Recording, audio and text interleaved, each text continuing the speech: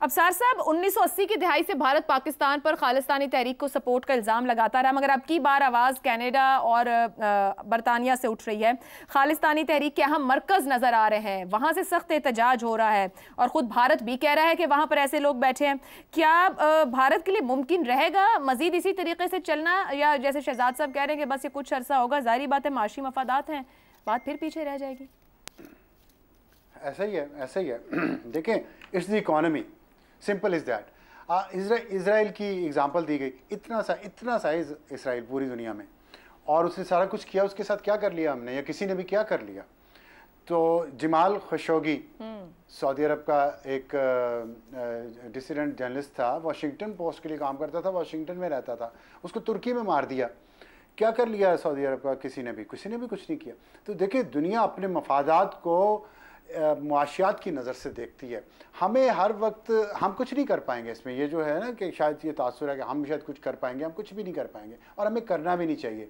हमें ये भी नहीं सोचना चाहिए कि दुआ करने बैठ जाएंगे या अल्लाह दुश्मन की तोपों में कीड़े पड़े। शायद ये दुआ हमें सिर्फ करनी चाहिए, और ये कर भी सकते हैं। इसके अलावा हम कुछ नहीं कर सकते, और इसकी बुनियादी वजह यह है कि हम अपने दुश्मन खुद हैं। वरना आज ये मौका बुरा नहीं था जो आज इस वक्त इंडिया के ऊपर आया, लेकिन दुनिया इंडिया को एक बहुत बड़ी मार्केट के तौर पे देखती है। इंडिया से इंपोर्ट एक्सपोर्ट पूरी दुनिया को हो रही हैं, और दुनिया की सबसे ज़्यादा आबादी इस वक्त इंडिया की है। तो उसको कौन खोना चाहेगा? यहाँ पे एक स्टेबल गवर्नमेंट है, जहाँ पे स्टेबल डेमोक्रेसी है, जहाँ पे इस तरह मिलिट्री कूज नहीं होते, जहाँ पे जुडिशल कूज नहीं होते, और वहाँ एक सिस्टम चलता है। 10 साल मोदी रहा है ना, तो इससे स्टेबिलिटी आती है, दुनिया को मैसेज मिलता है कि भाई एक लीडर है उनका, अब अगले 5 साल भी शायद उसको मिल जाए। तो ये जो 15 साल का एक रन है उसका, इसका इंडिया को तो फ़ायदा हुआ उसी तरह जिस तरह मनमोहन सिंह के पिछले 10 साल उसने बुनियाद बनाई। असल बुनियाद जो इंडिया की मौजूदा इकनॉमिक और वर्ल्ड उसमें फोरम पे उसकी जो पजीराई है, उसकी बुनियाद तो मनमोहन सिंह ने रखी। और उन 10 सालों में हम अफगानिस्तान की दूसरी जंग लड़ रहे थे। हमारी प्रायोरिटीज़ नहीं है। देखिए, 71 तक हमारी पैरिटी थी इंडिया के साथ। 71 में मशरकी पाकिस्तान बांग्लादेश बना तो हमारी पैरिटी कम हो गई।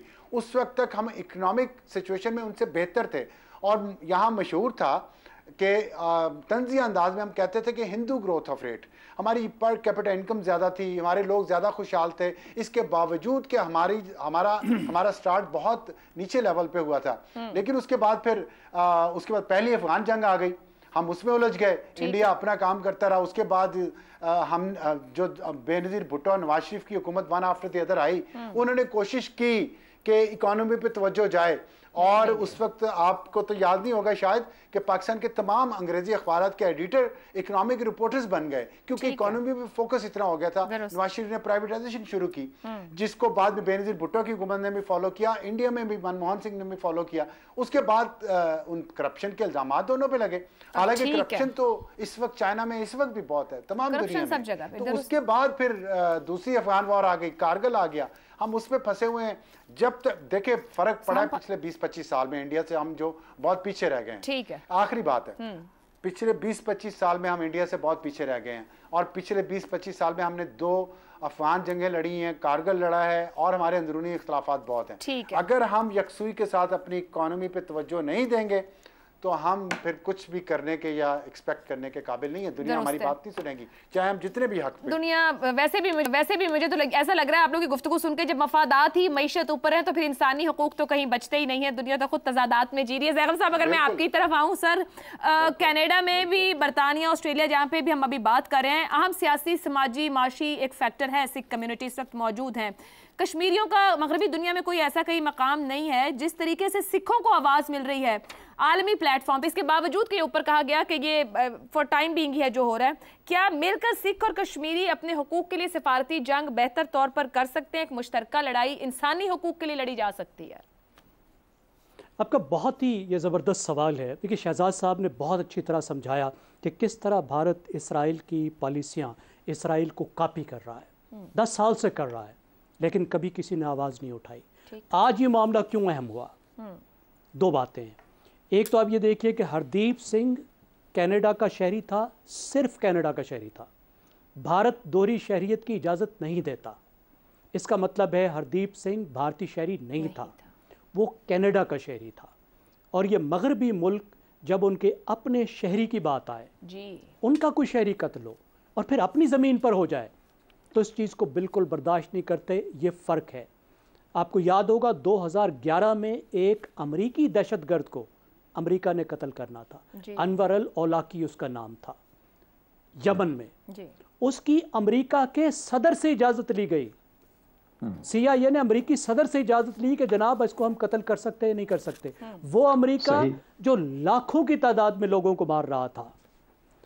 तो कनाडा में ये बात इसलिए अहम है, ये मामला वो दूसरे मामलात पर, दूसरे भारतीय शहरियों पर अप्लाई नहीं करेंगे। फिर कनाडा में सिख सिर्फ 2% हैं, लेकिन कनाडा की सियासत में बहुत ज़्यादा वज़न रखते हैं।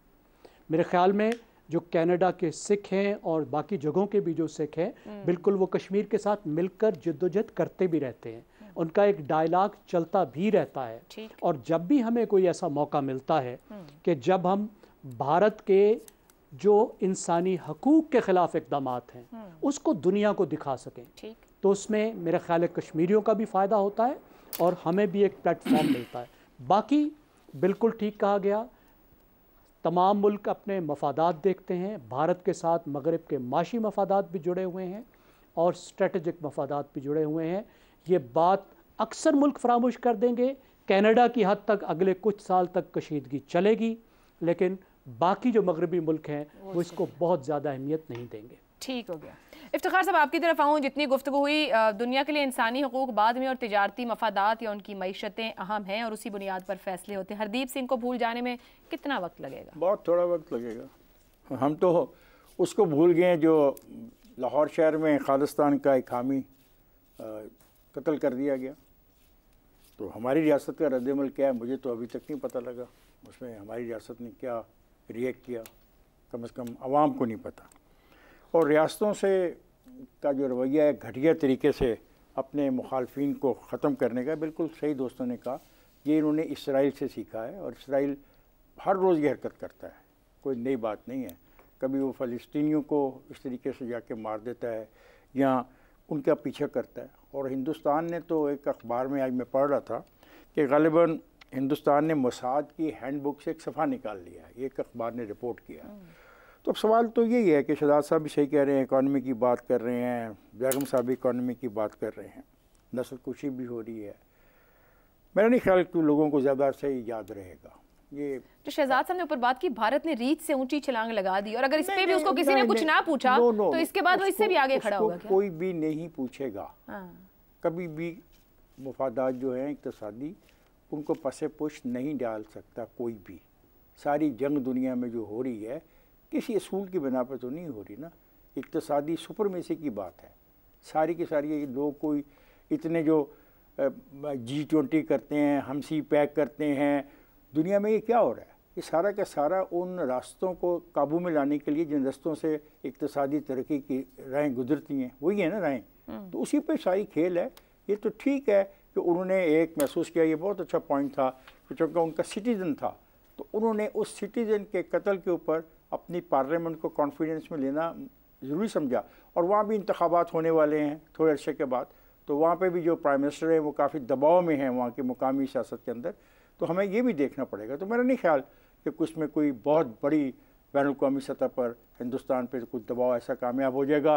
कुछ लोग ऐलान कर देंगे हम G20 से रज़ा हो रहे हैं, कुछ लोग ऐलान कर देंगे कि हम हिंदुस्तान से तल्लुकात ख़त्म कर रहे हैं। ऐसा कुछ होने को नहीं है। इसी तनख्वाह पे सब लोग काम करते रहेंगे और हम इस तरह के प्रोग्राम करते रहेंगे और अपने ख्यालात का इजहार उसमें करते रहेंगे। ठीक है, इसका मतलब ये हुआ कि कनाडा ने सिर्फ अपने लोगों को ये यकीन दिलाया है कि आपकी हुकूमत आपकी हिफाजत के लिए मौजूद है, ये ज़रूर बता दिया गया है, लेकिन इससे ज़्यादा कुछ नहीं होगा। अपने माशी मफादात देखे जाएंगे और दुनिया अपने मफादात की नज़र से ही एक दूसरे को देख। इंसानी हकूक़ की बात बहुत की जाती है, कहा बहुत जाता है, डेवलपिंग कंट्रीज़ पे सवाल बहुत डेवलप्ड कंट्रीज़ उठा देती हैं, मगर जब उन पर सवाल उठाया जाए तो उसका जवाब नहीं मिलता, क्योंकि दुनिया इन्हीं तज़ादात के साथ जी रही है। देखना यह है कि कब इंसानी हकूक़ तरजीह भी बनेंगे।